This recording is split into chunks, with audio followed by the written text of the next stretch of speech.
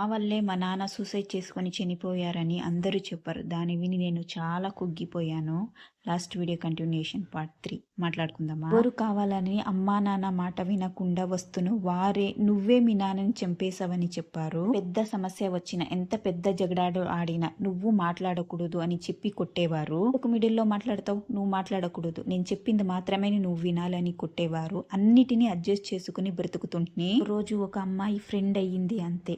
నన్ను వదిలేసి ఆమెతో వెళ్ళిపోయాడు. ఇది అన్ని తెలిసి నేను అడిగిన దానికి వారు ఏమి చెప్పారు అంటే వారి నాన్నని చెప్పుతో కొట్టానంట, అందుకు నాతో బ్రతకడం ఇష్టం లేదంట. ఇప్పుడు కూడా ఆ అమ్మాయిని ఫ్రెండ్ అని చెల్లెలు అని చెప్పుకొని తిరుగుతున్నాడు. ఇప్పుడు జీతం లేని పని మనిషిగా ఉన్నాను, పెద్ద కోడలు అని చెప్పి ఆ ఇంట్లో అన్ని పనులు నేనే చేస్తాను. ఇందులో ఆశ్చర్యం ఏమంటే పెళ్ళైన రోజు నుండి నేను మా హస్బెండ్ వైఫ్ గా ఉండలేదు. సార్లు అడిగాను, దానికి వారి నుండి వచ్చిన సమాధానం బ్రతకడం ఇష్టం లేదని చెప్పారు. మాకు పెళ్ళయి 9 years కంప్లీట్ అయ్యింది. 9 years లో ఒక్కసారి కూడా హస్బెండ్ అండ్ వైఫ్ గా లేదు.